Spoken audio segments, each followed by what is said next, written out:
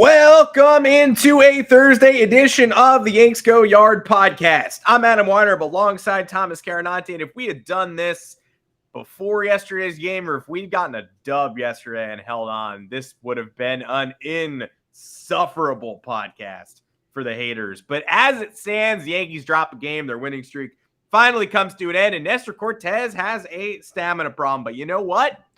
Thomas and I are both aligned. Bad loss. Good team. Still a pretty good team. The Baltimore Orioles, by the way, are not 32-17 by accident. First game of the series, they blow a 4-0 lead, and the Yankees win that game. Second game of the series, Yanks blow a 5-1 lead. Baltimore wins. Everybody goes home happy exactly once. But we will talk about the nuance of both games. What's wrong with Nestor? Who should have pulled the trigger first? Aaron Boone come out of the dugout a little sooner. Did you come out at the right time? Should Nestor face Adam Frazier? I don't know. Plus a very poised walk-off from Anthony Volpe. And we're going to play a game of Yankees reality or BS with several storylines from this past week. Some guesses, some quotes, some comments. We're going to try to pick through the nonsense to give you the reality. And also, for a while yesterday, the Yankees players were playing. But at the end of the game, the Orioles got the last laugh. Maybe we don't tweet Taylor Swift lyrics in like the sixth inning of a game that we ultimately go on to lose. It's time for the Yankees to keep the side of their street clean next time. Make sure to find us on Apple Podcasts, Google Podcasts, Spotify, wherever you do get your podcast. Drop us a 5-star review. Mailbag question would be nice. And if you're a visual learner, come find us live on YouTube, building the channel nicely. Watch hours banging. You people like watching the live stream. That's why we do it, I guess. Live every Monday and Thursday, 2 o'clock Eastern time, and the replay will be up on the channel at all times, or again on all of those audio platforms. If you're audio first, got somebody reaching out to me this week saying he found the podcast after our episode about the worst loss of the season against the Rays. You picked a good time to start listening because the Yankees are 15-6 since then for some reason. Good baseball team. Weird one, but a good one. Thomas Carinante, welcome to the show. For the bettors out there or the people looking to dabble, you got an offer. Dabblers, come on over. If you're in New Jersey and Connecticut, we have an awesome limited time promo for you. You got to be a new DraftKings user for this. So if you head on over to DraftKings.com or download the app and you have not yet bet on DraftKings, deposit a bunch of cash, place a $5 wager on any sport, and you'll have $150 instantly added to your account in bonus bets. Win or lose the bet. That's the beauty of it. So if I was DraftKings, I'd probably say you have to win the bet. And then if you lose the bet, they still put the bonus bets in the account. So then everyone thinks, oh, DraftKings is so nice. That's great. But hey, in this scenario, DraftKings is telling you that it's essentially a risk-free bet.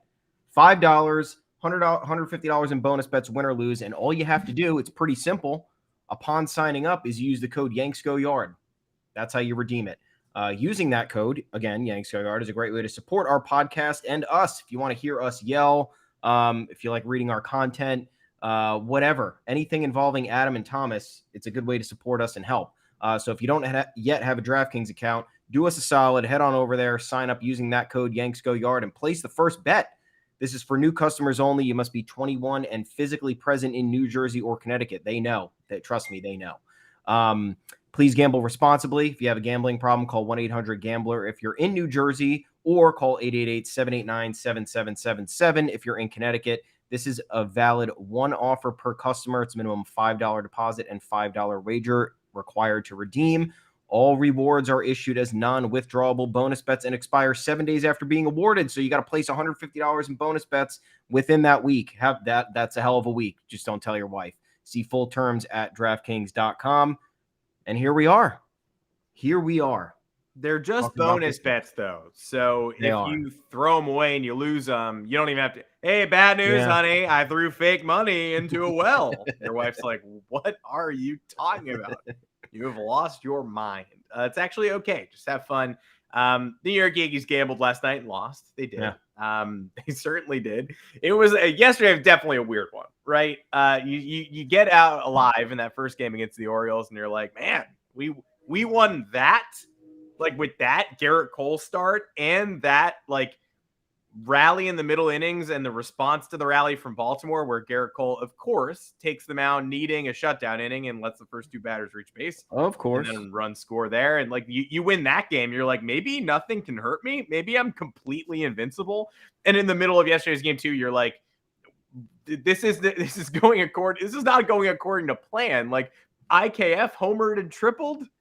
Glaber homered twice. Your phone's just blowing up, and you're like, I don't know why they're doing this, but if we're gonna win this one, maybe we'll just never lose again. And then Nestor walk, single, doinked off the foul pole. It's 5-4 in a matter of minutes, and then 3 hits in a row, and the Orioles have the lead. No outs recorded, by the way. So this is not like sweet. This is a gag. This is an absolute gag, but this is not like one of those gutting losses where you're like, we had it, then we lost it. It's like, you're taking the lead, you're building it up. You're like, how is this happening? And then it's gone so quickly. You don't even record an out in the 7th. And you're like, oh, okay. So we're going to get run over by a train. That's what happened. But the Nestor removal debate is the one that everybody's talking about today. Yeah. Shame in getting knocked around by the Orioles. Somebody tweeted yesterday, the Orioles are what the Blue Jays think they are. And I love that. And I'm going to keep saying it over and over. Salute to that tweet. As the Blue Jays continue floundering in last place, or Alek Manoah is getting whomped at the Trop today. Is anybody surprised? No, because the Rays are good and the Blue Jays are quite bad at the moment. But tough, it's tough all the way around, right? Nestor, his OPS against the lineup the third time through the order is the worst of any qualified starter in baseball. 124th of 124. That's terrible. Being the worst at something is really bad. That said, I think we agree on the basics here and differ on the mechanics, because I think he's got to come out for the 7th. And I also think that the second game of a series against the Orioles, when you've already won the first one, is probably not the most important game of the season. No, it's not. It's a prime opportunity for Nestor to figure things out. It's not the 7th inning of a game against the A's, right? It's not a team that stinks. It's a team that's good. It's a team that if you lose your steam, they're going to jump on you. So it's a real test. You want to win the game, and they did pull him before they were trailing or tied. They took Nestor out with a lead and said, all right, we'll give it to the best bullpen ERA in baseball. And Jimmy Cordero can't even get it out. He cracked corn, and I do care. But Nestor comes out 77 pitches. In my opinion, he's got to start the 7th. No reason not to. You got to test him. With him, it's been the walks this year, and it's been the fastball getting hit when it's over the heart of the plate in his third time through the order. Walks the first guy, gives up a single. It's 1st and 2nd, nobody out for Adam Frazier. I see both sides of this. I pull him right there because I want him to feel good about I challenged him in the 7th, and then he failed, right? You don't record an out in the first 2 batters, F in the 7th inning. You already blew it, right? I wanted you to get through this test and get through the 7th or go 6 2/3 or whatever. You bungled it. So now I get you out before you can allow any more than the 3 earned runs. Because if both inherited runners scored, they're on you. You get out at 6 innings, 3 earned, and that's a quality start if the bullpen blows up in your face. Aaron Boone liked the lefty-lefty with Frazier up, and I don't know if you did too, but that's where things went wrong. I know they like the lefty-lefty, so at that point, why are you going to take him out? Who are you going to go? You're going to go to Wandy in the 7th? Maybe. The problem with this whole thing is, I'll get to my point in a second, but 77 pitches heading into the 7th, the bullpen's not going. You don't have the bullpen. You don't have your desired reliever warming up. You don't have really anybody warmed up because there's no reason to have anybody warmed up at this point. Here, Nestor already got through the first 3 batters of the lineup the previous inning, so all he had to do was take care of 4, 5, 6. I know it's not the easiest task in the world, but yeah. The problem, in my opinion, here was just Nestor's execution. Aaron Boone cannot be, in my opinion, managing Nestor like that. You know, he knows that the third time through the order has been an issue for him, right? But Nestor is not a pitcher that should have this problem all year. He's already made 10 starts. That's 33% of the starts he's going to make this year. Still hasn't figured this out. He's got to figure it out at some point. The Yankees can't be managing every game that he's pitching, being like, oh, well, you know what? Once we get to the 6th, Nestor's probably coming out. Or, you know, if he has a laboring start and the batters are coming around for the 3rd time in the 5th, we're taking him out. This is a guy who's supposed to be, up until we signed Rodon, this was probably the number 2 starter. I know he didn't necessarily He doesn't necessarily have the stuff of a number 2 starter, but his last 42 starts with this team was a sub-3 ERA in 2021 and 2022, was a sub-3 ERA and a sub-1 whip. You should be able to get through the 7th against the Orioles.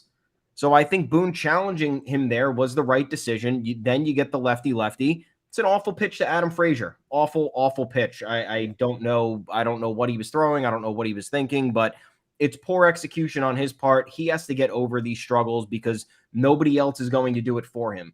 Aaron Boone has to manage Clark Schmidt and Johnny Brito in that manner. Okay, when they get into trouble, we have to make sure we have all of our grounds covered in the event they get into a jam, in the event they let the first base runner on, in a certain inning or whatever. We don't want this to unravel. Nestor unraveling in 12 pitches is Nestor's fault. I don't think that that's anybody else's fault, and that's kind of my take here. And look, I will say it myself because I've complained about it before. I hate when Boone takes pitchers out at the first sign of trouble. I hate it. It's so infuriating. He did it to Domingo Germán twice this year. Everybody was complaining about it because they thought they could get extra run out of him instead of going to the bullpen to somebody like he went to Clay Holmes a couple times when Clay Holmes wasn't atop his game. So that's the other problem you run into. Who are you going to go to in these situations when the matchup isn't entirely you're facing at that point 6, 7, 8? Who are you bringing in for 6, 7, 8? I don't know. Like that's the other tough decision. Theoretically, Nestor Cortes should be able to get an out or get you out of it and not give up a home run to a batter that is not power. Adam Frazier is not a power hitter. Career high 12 home runs in a season, I think, was his most. This is the matchup you want. A soft swinging lefty on a lefty starter.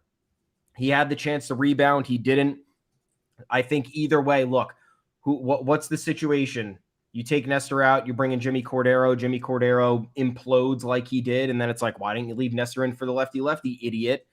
And then at that point, you're just like, all right, bring in Albert Abreu because whatever the fuck's going to happen is going to happen. And then they give up 8 runs. So it's just a bad loss. The chips didn't fall the way that they needed it to. But my whole takeaway from this is Nestor needs to get over the 3rd time in the order. This can't continue for more than half of the season. At this rate, it's trending in that direction. I think Aaron Boone was trying to nip it in the bud with a great opportunity to challenge him. I don't disagree with your saying too, right? He did fail. Walk, single. Okay, you screwed up. But at that point, the lefty's coming up. So it's like, okay, a little bit more of an advantage. I don't know what that pitch was. I've watched it 4 times. I don't know what he was throwing. Well, 2 games in a row decided by some of the worst pitches you'll ever see. The Nestor pitch to Adam Frazier is dreadful. And the 0-2 pitch to Aaron Judge in the first game in the 9th inning by Felix Bautista is a look. You can get on hitters. Sometimes you see slop and you're like, why didn't he do more with that? Congrats on these guys for executing that 0-2 pitch. Like that had home run all over it, especially with Aaron Judge at the plate.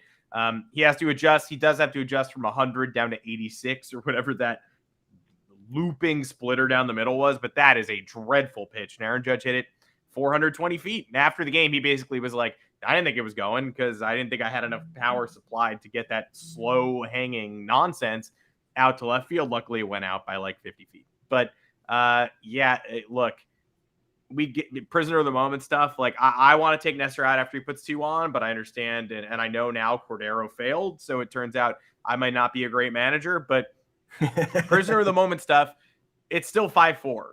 Yeah. Right? Yankee fans are rolling their eyes because they think this is an easy win and now it's a 1-run game. I mean, we were all rolling our eyes, but the game's not over at that moment in time. This is the best bullpen in baseball. It's a top 3 bullpen with the Orioles and Astros.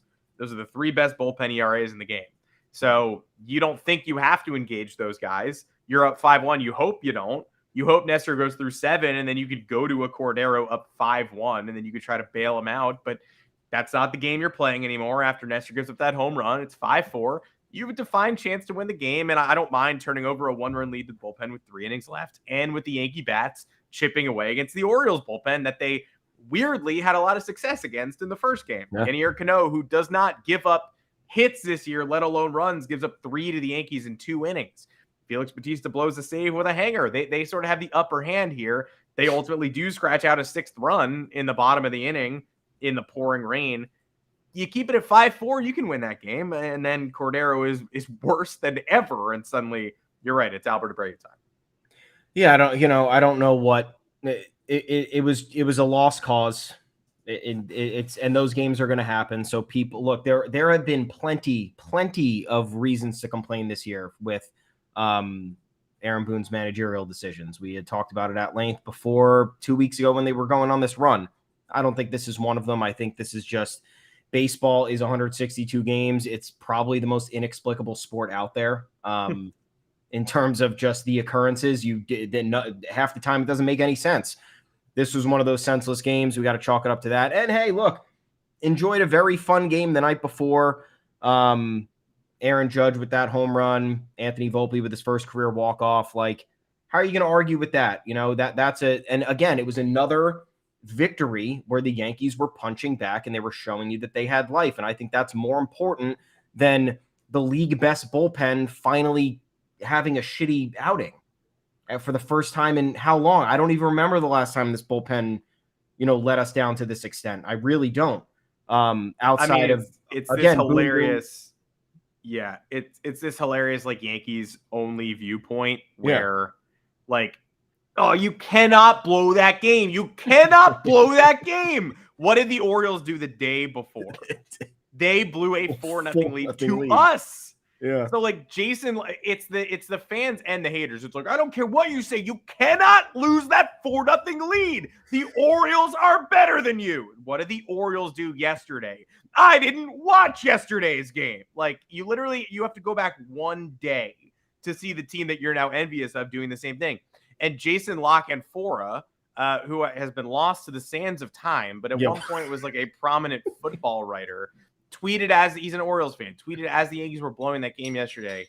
Yankees play Little League defense and suck fundamentally, and I am totally here for it. Frankenstein Ball Club. They ain't it.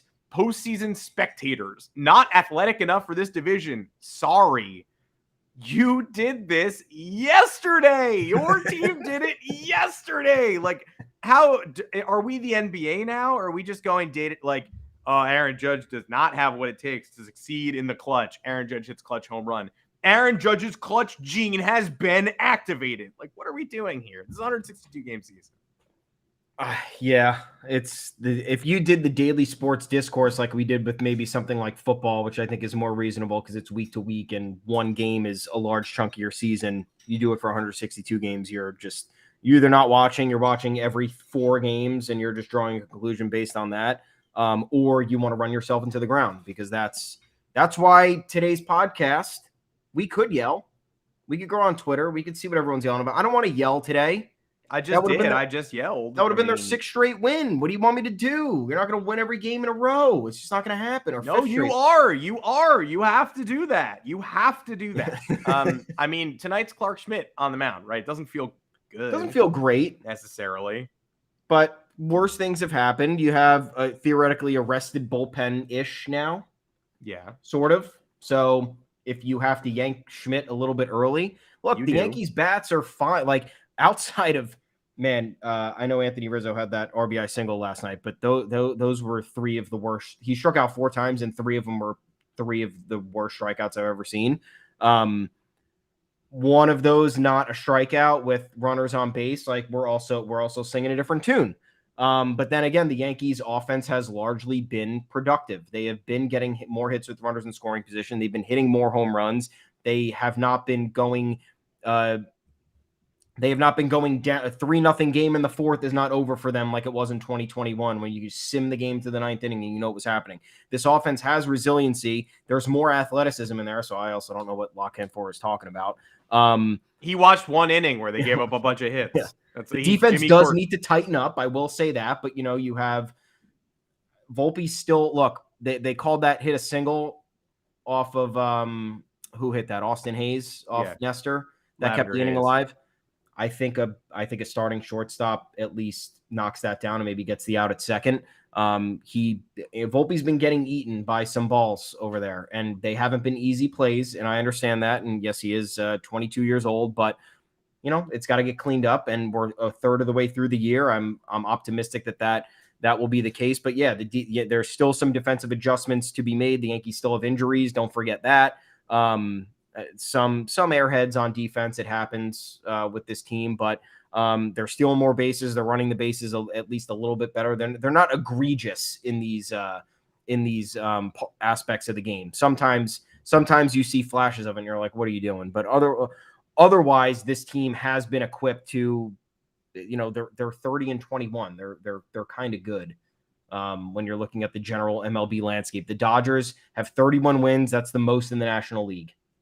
That's the best team in the National League. We're 1 win behind them. Okay. It's a good season so far, guys. We don't have to be screaming about one bullpen loss, and we don't have to be claiming the Yankees now don't have what it takes to get through the AL East because you saw a couple of defensive miscues and, poor, I don't even know. What else was he referring to? What Kyle else Higashioka was sloppy. I mean, Ben Rortvedt should be starting every day, to be honest. Every day. As many times as a catcher. Should be starting more, yeah. He should be the starter, and Hickey should still be the backup. And while Trevino's out, I don't know if he's going to be. But, a little sloppy yesterday. Look, it is what it is. They started 15-15. Remember when we were going on and on about how the Red Sox had like 20 wins and 16 comeback wins at a point, and the Yankees were like 15-15 with 3 comeback wins. Now the Yankees, I believe, have like 12 or 13 comeback wins. All of a sudden, maybe even more than that. I think more than that. Every day they're seemingly coming back from 4-0 down, and the Red Sox are 2 over 500, just got swept by the Angels. Getting lost in the AL East, that's the Blue Jays. I mean, they can't handle the AL East. Alek Manoah can't handle the AL East. Down 5-1 here at the Trop again today. That score continues to go up as the podcast goes on. Ooh. And Volpe, the Judge home run was majestic against Bautista. The Volpe walk-off, I think, does deserve, it's like a little tip of the cap. So nobody's better in extra innings than Michael King. No, he's the best. Important. He is the absolute best in extra innings. He's the best at a lot of things, but he's the best ghost runner pitcher I've ever seen. That guy never scores. That is such a crucial element to the stupid modern baseball. I understand why we have the ghost runner, but you need a weapon like Michael King, who is unflappable with that guy placed on second base. He was so good at that last year. I'll never forget the Astros game that Judge ended with a walk-off where he stranded that dude on second, and things honestly started to go downhill for him. You could tell he was battling something in the elbow when he came back from the All-Star break and could not strand the runner in extras against the Astros in Houston. And then a couple weeks later, he was on the IL for the remainder of the season. He does his job in the 9th, in the 10th. Volpe makes a leaping catch that deserves, again, a little hat tip. Not easy. Adam Frazier almost gets that in. And then the 10th inning starts. Bader gets the runner over. He's trying to bunt it first, which is insane because then the runner's at third. And you're thinking, okay, well, they'll obviously pitch to Willie Calhoun, who I don't trust to get the runner in. And then it's Volpe with the runner on third and 2 outs. Bader chops the runner to third. They intentionally walk Willie Calhoun, which is modern managing. I don't think Brandon Hyde of the Orioles is a bad manager, but that's modern managing at its worst. That is formulaic. That is, all right, here's a guy. Let's set up a double play. Wait, but do you know who's up? I don't care. We need to set up the double play. We have to do it. Okay, well, do you know Willie Calhoun is like the last guy on this roster and the most cuttable player on the team? Again, I don't care. We have to set up the double play. Do you know Volpe has a lot of swing and miss in his game, and maybe he's more likely to do that than ground into a double play? They didn't care at all. Bring him up, runners in the corners, 1 out, and just the most poised walk-off of all time. How tired are you? I'm sure very tired of Yankees players with a runner on third and less than 2 outs, swinging for the fences, gripping and ripping, having no sense. DJ LeMahieu for like 4 years. Obviously, Aaron Judge is the best hitter on this team, but DJ LeMahieu has been the only guy in that scenario where I'm like, he's going to put the bat on the ball. Is he going to knock the runner in? Pretty good chance he's going to knock the runner in. If he doesn't, it's the minority rather than the majority. Volpe gets a 96-mile-an-hour sinker, just slams the bat on it, flips it into deep center field. Not looking for a homer, not looking to be a hero in the traditional sense, just looking for the non-traditional sac fly because he is aware enough to know I don't need to do anything here other than elevate the ball with enough authority to get it deep enough that they can't throw this runner out. This is either going to be a pop-up or a sac fly. These are the only 2 things this is going to be. It's not dunking in. Alec Boehm did it yesterday too for the Phillies. The bases loaded, 1 out in the bottom of the 10th. Got the first pitch, just flipped it into deep right. That one fell. All you have to do with that runner on third and 1 out, flip it. Go with the pitch. And Baker threw a good first pitch to Volpe, and he still scooped it out and flew out deep to right center field. So I was very proud of him for that AB. He's got growing pains. The defense needs to progress, but He's not hitting right now, like at all. No. He's almost under 200. That's a poised at bat from somebody who's struggling. Yeah, or as I like to call it, a beta walk-off. It was. A little beta, but guess what? Got the job done. I'll beta my way into success. Do I disagree with walking Calhoun? I don't know. Yes, you do. Yes, you do. Wait, what are you talking about? Because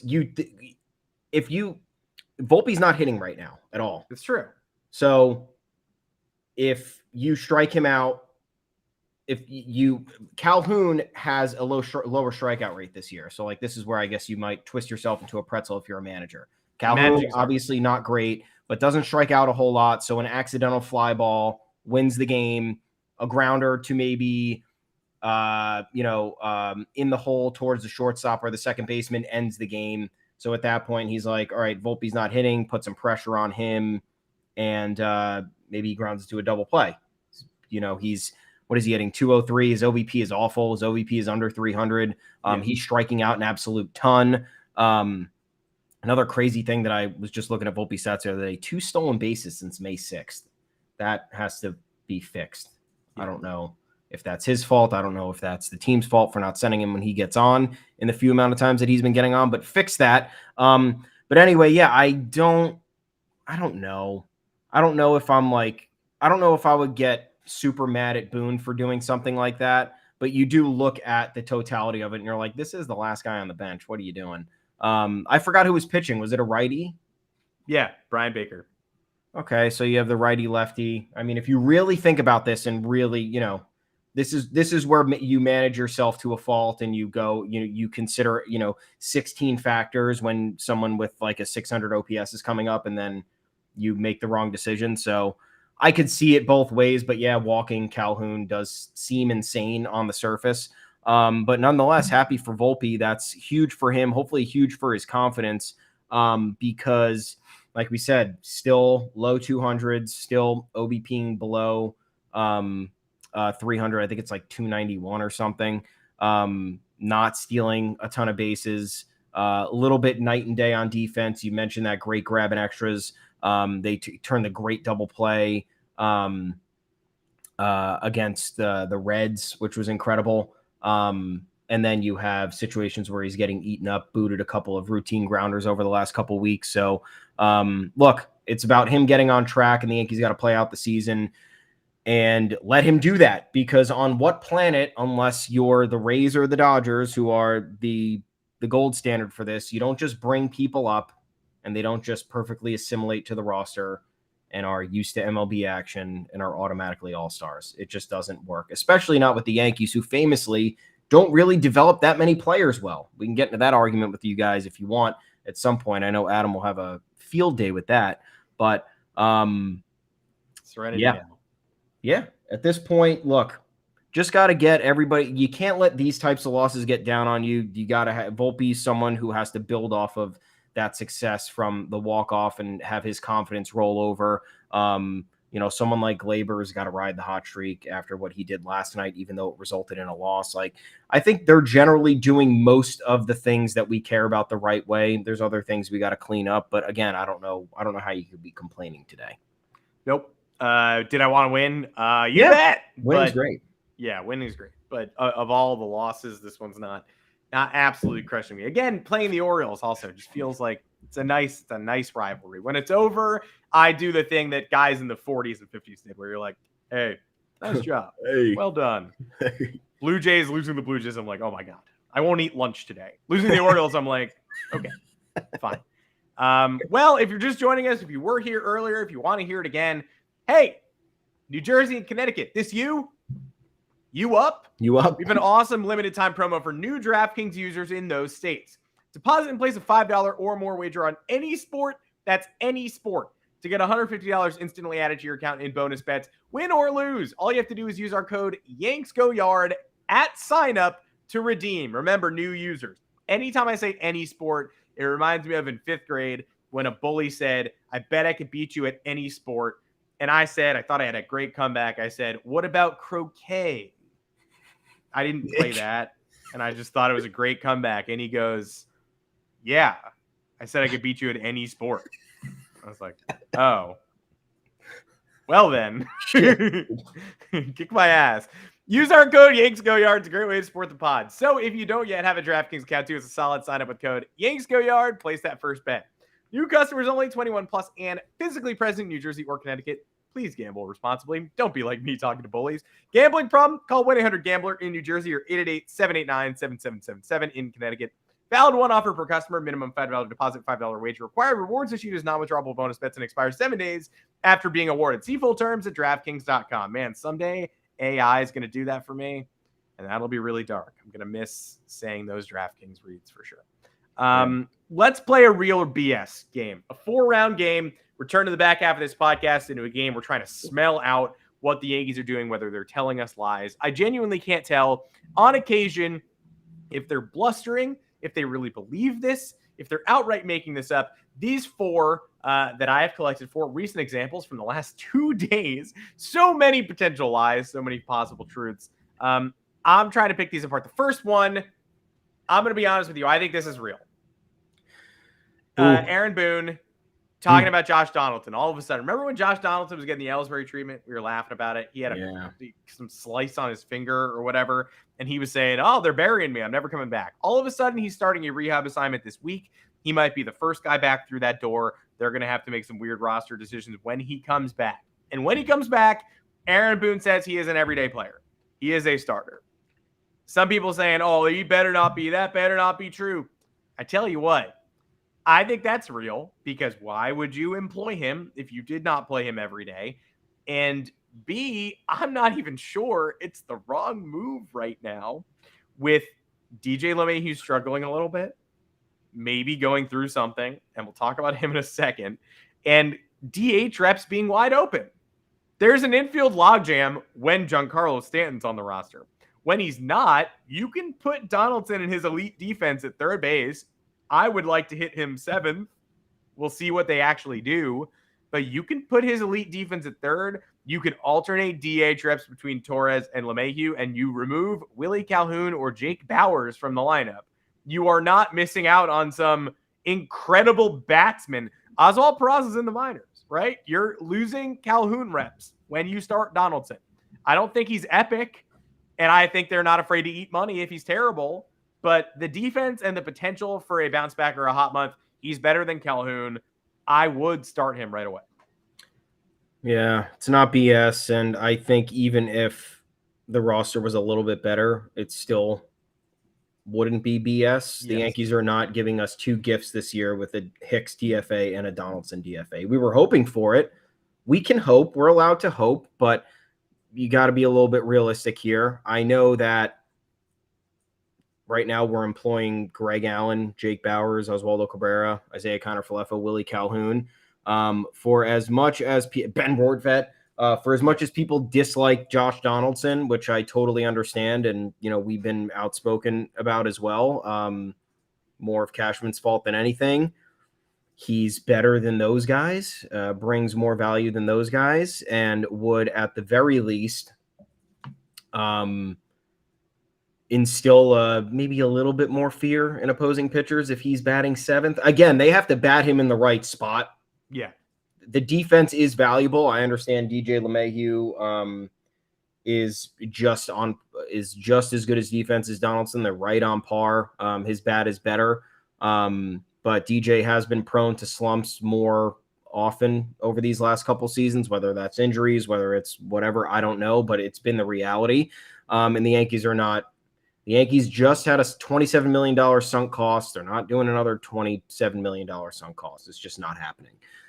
Josh Donaldson has a role to play. If he eventually becomes a bench guy as the season goes on, and maybe there are maybe some more people come into the fold around the trade deadline, or you get a prospect promotion and there's a little bit more of a promising timeline there for somebody, then we could start talking about that being the reality. But right now, I think maybe you have a better situation with Donaldson starting at third, or at least just flip-flopping in and out with DJ. These guys get off their feet. You don't downgrade on the defensive side of the ball, and you let the other guys take care of most of the heavy lifting on offense, which has been the case for the most part for this entire year. Yeah. Donaldson 2 hits in his first 2 games and then 0 hits. So you know what? It is what it is. Yippee ki-yay. Yeah, Angelo, we're putting him at 7th, and he's got a bad 7th. Will he? No. But I saw someone on Twitter today or yesterday, I think, responding to the final score tweet or something, saying, "I don't get the whole DJ LeMahieu thing." And I was like, "You don't get it? He was like the MVP of the league in 2019 and 2020." And then I had to tie myself down to be like, Adam, this is a 12-year-old. So, like, there's a reason he doesn't get it. What's the thing? Why he was exists? 8. I'm sure he was 8 when DJ LeMahieu was hitting in 2019. I'm sure he didn't watch. No, what do you mean by I don't get the DJ LeMahieu thing? Like why he's whether he's good, why he's on the team, why he's good. Oh, yeah, that's a 12-year-old. Yep. Yeah, it's a child. So then you're like, oh, I don't need to get offended by this child who wasn't watching baseball. It's okay for that kid. DJ LeMahieu was really good a couple years ago. Now he's a little less good, but he's still pretty good. Yeah. What about this? Real, fake? This is just a guess. Brian Hoke suspects, a suspicion, a premonition that Giancarlo Stanton will in fact be returning by the Los Angeles Dodgers series, which is next weekend. Not totally coming out of thin air, because after they said Donaldson starts the rehab today or tomorrow or whenever it ends up being, they said Stanton could get into rehab games over the weekend. I don't know that I think that he will, but if he did, he could be activated a week later. He loves the spotlight. He played through an injury last summer to win the MVP at the All-Star game pretty blatantly. He was hurt as soon as he got back and missed an extended period of time after that. This one, though, I think is BS. I think Stanton wants to come back for the Dodgers series. I think he'd love to. I don't think you'll see him until mid-June.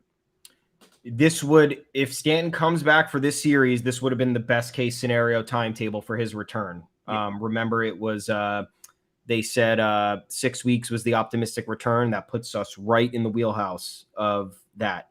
6 weeks would be, I think, like would be the series before whoever we're playing. Mariners? Yeah. It's Mariners. Yeah. That would be, so 3 days after that, 3 days outside of the 6 week timetable? Absolutely not. Giancarlo Stanton's rehabs are always at least 2 weeks longer than they need, or recovery timetables are 2 weeks longer than they need to be. If he's not in rehab games right now and they still don't know when he's going to get into rehab games, I don't know how you can assume he'll be in the lineup 8 days from now. It's 8 days from now. That's Brian Hoke, I think, doing a fun job to get people a little bit excited, but if anybody, he knows how this works. He knows exactly how careful they're going to be and how if they're not clear on what Giancarlo Stanton's exactly doing. But Boone was on the Talking Yanks podcast again the other day. How's Giancarlo Stanton? Yeah, he's doing good. What does that mean? Like, he's feeling good? His life is good? Mm-hmm. What is the hamstring doing? What is the action that he's doing? Has he ramped up anything to the point where you think he could be at game speed? We're still not hearing any of that information. And he's doing good. He's doing good. He's no longer focused on baseball. It's not really preoccupying him so much anymore. So his mind's finally free. He's doing a lot of painting, a lot of interpretive dance. Like, I don't know. Good could be a lot of things. Could mean a million different things, and that's what they've been saying. They've been saying since like 2 weeks ago, Giancarlo Stanton's doing well. So this is BS in the nicest form. It's just simply not happening. He will be coming back in the middle of June at the earliest, in my opinion. Where does that leave us? Who would be playing at that point? Red Sox? We got 2 Red Sox series on back-to-back weekends, on June 9th and then June 16th. I would put him more in line for the 9th. And I would say that would be realistic. And I know that's only a week later, but at this point, if we're sitting here and we don't know when Giancarlo Stanton's going on a rehab assignment and we're 8 days out from the Dodgers series, I think we'll have more clarity in 4 or 5 days on what he'll be doing. And then the clarity will be easier for the 10 days that will follow when having to go up against the Red Sox. So that's where I'll pencil him in. We got all sorts of off days in June too. Wow. Weird schedule. All of a dang sudden. We got we off next Thursday? Yeah, we're off Thursday. We're off the Monday after that. We're off the Monday after that. We're off the Thursday after that. We don't play on Monday in the month of June. That's not a joke. We don't have any Monday games. Good. We're off the 5th, 12th, 19th, and 26th. Enjoy your Mondays. Yeah. No baseball games. That's not BS. That's real. That is Not BS. Absolutely real. Okay, how about it?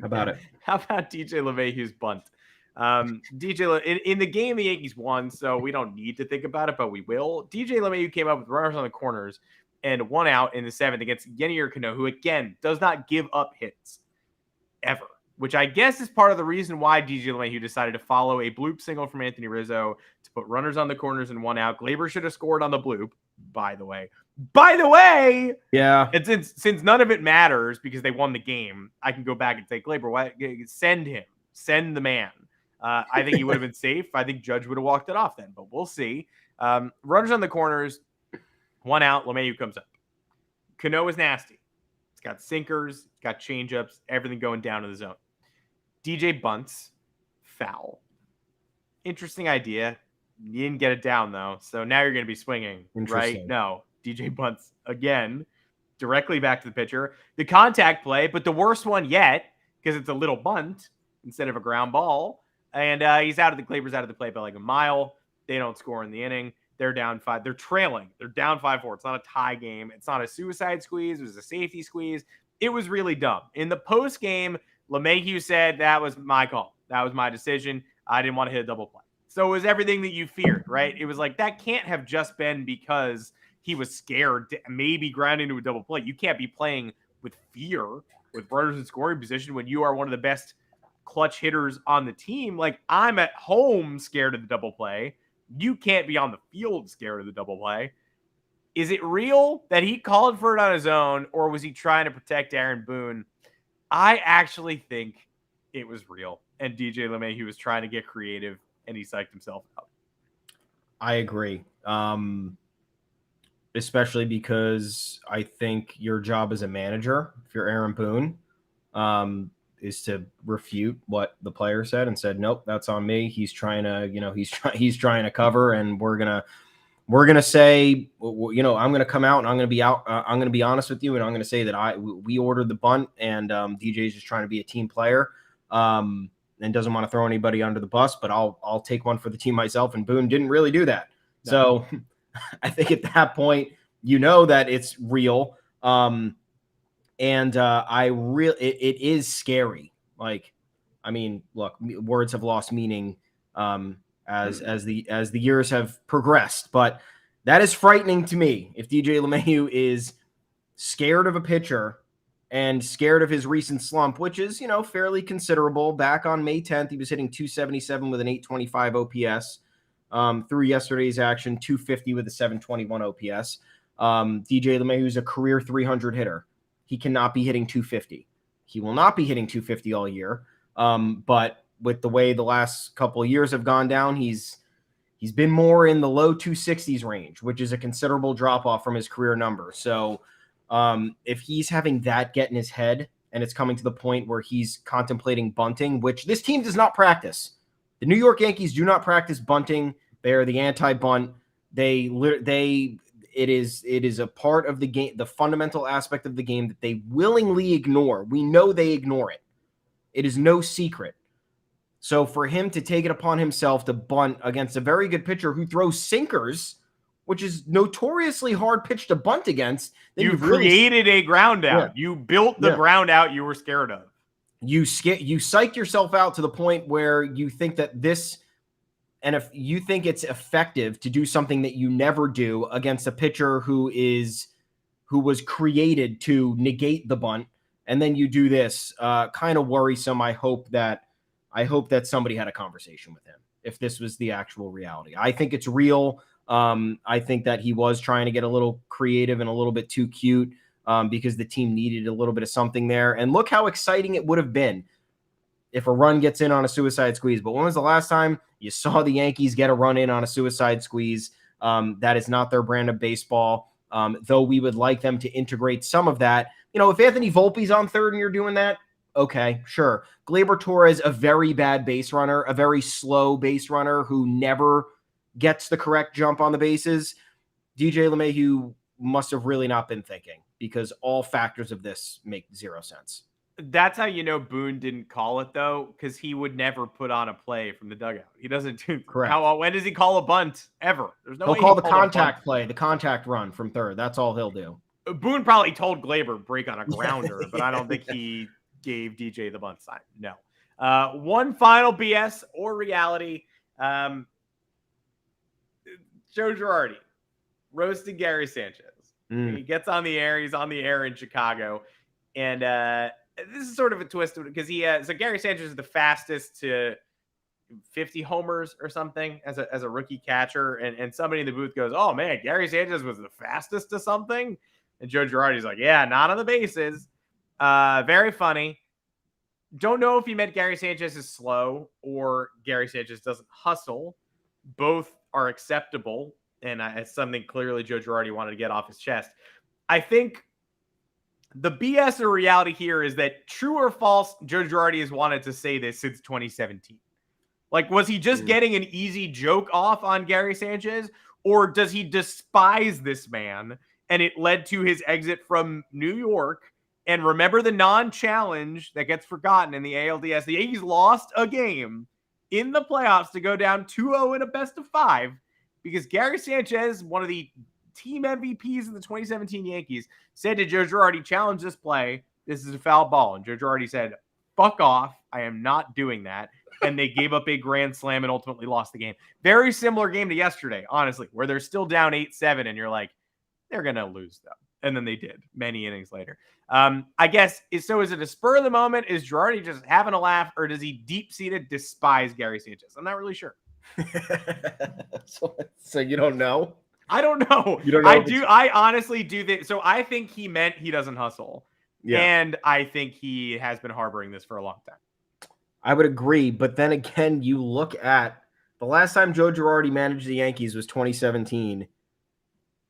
Gary Sanchez, those were the years, 2016 and 2017. He was where good. Gary Sanchez was the fastest catcher to reach 50 home, or the fastest player to reach 50 home runs in whatever span of game ones that the Marquee Sports Network was talking about during the Mets-Cubs broadcast. So, yeah, I would say it's real. The reason I think it's real is because I don't know why he has a reason to say that. If there's like no reason to joke about that. If you're Joe Girardi, in my opinion, you manage the guy for 170 games. And I think at that point, we didn't really have the finger on the pulse of Gary Sanchez's lack of hustle or lack of instincts. Most people were enamored by the power that he brought to the plate and the fact that he had a rocket arm and was throwing runners out at an insane clip. So at that point in 2016, 2017, there were no negative narratives surrounding Gary Sanchez. And none of this really even creeped into the mainstream yet, and started making Yankees fans kind of look entitled and all that other stuff that goes along with it, because the outsiders would look in and be like, "Oh, you have one of the best hitting catchers in the league and you're complaining about him on a day-to-day basis. Grow up. How about you be us who, we never even had a catcher before. We actually played with no catcher behind the plate." Try that. No. Try that, you jerk. So yeah, I don't really, it's weird because it does seem like there is some harboring of resentment or just discontent with maybe who Gary Sanchez was or his playing style, or maybe who he thought he was at that point. Like maybe Gary Sanchez was getting full of himself at that point in his Yankees career, and Joe Girardi in 2017 was like, who does this fucking guy think he is? Like, I was a catcher, I was a journeyman. I paid my dues. It's the whole yesteryear stuff. We do it generationally. Everyone does it. So I think it is real, because I don't know why you would have any other reason to say that. A weird dig for a guy who didn't manage him for that long. So clearly something's up. It's not the first time Girardi's put his foot in his mouth since leaving the Yankees. Never forget when he was on MLB Network talking about the Astros cheating, and he said, quote, "I was part of a system where it came from upstairs to someone in the dugout to the guy on second base." Why are you saying that? Why are you saying that? Don't say that. Don't say that. Don't say it on television. If you just think you can say stuff because you're not a part of the New York Yankees anymore, maybe next time just don't say it. Try harder not to say it. Use your mouth to say other words, like entirely different ones. Say different stuff. That's my advice to you. That is it for this edition of the Yanks Go Yard podcast. In addition to this edition of Real or BS, a segment I hope to bring back when the Yankees spew more BS in a given week, and we have to determine whether or not it is real. I think DJ bunted on his own. Lord have mercy on all of us. You can find us on Apple Podcasts, Google Podcasts, Spotify, wherever you get your podcasts.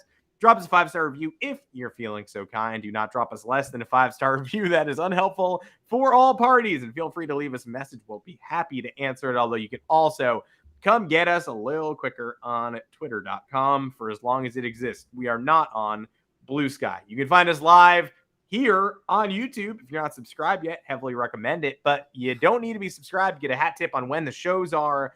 They'll be Monday and Thursday at 2 o'clock Eastern time to talk about the New York Yankees twice per week, and we'll go live when we gotta. If there's another time and another place that warrants it. Until then, until next time, I'm Adam Weiner alongside Thomas Carinante. Thomas, where can the people find you? You can't find me. I'm at Adam Weiner, but Thomas, where can they find you? I'm at Tommy's_takes. The both of us are at the official Yanks Go Yard Twitter account as well, at Yanks Go Yard FS. Send some DMs, send some ats. Make fun of us. A lot of you do that, or be encouraging. That's fun too. Like we said, 5-star reviews. Leave the 5-star review, then roast us in the comment. That's not going to make the rating go down, but it will allow you to get what you have to say off your chest, which is a win for everybody. Win for all. Head on over to YanksGoYard.com. We got so much content there. We're having a good time. Memorial Day weekend is here. Can you believe that? It better start getting warmer because it's not summer yet. And I'm going to start getting frustrated if we're still dealing with 60-degree days here. So enjoy your weekend, everybody. We'll talk to you again. Actually, Tuesday. Monday's a holiday. We're going to let you enjoy yourselves. You won't have to hear us. We'll talk to you on Tuesday, 2 p.m., live right here. And hopefully the Yankees get through this stretch of games and we don't have to yell, because it's better when we do these podcasts, isn't it? It's more fun and it's nicer, and that's what we need. After I just got through being like, you know where to find us. It's Monday and Thursday. Every Monday and Thursday. Mondays will be the next time. No, literally the next time you see us will be Tuesday. I'm a huge idiot. But enjoy your holiday weekend. Fire up the barbecue. See you on Tuesday. Let's go Yanks.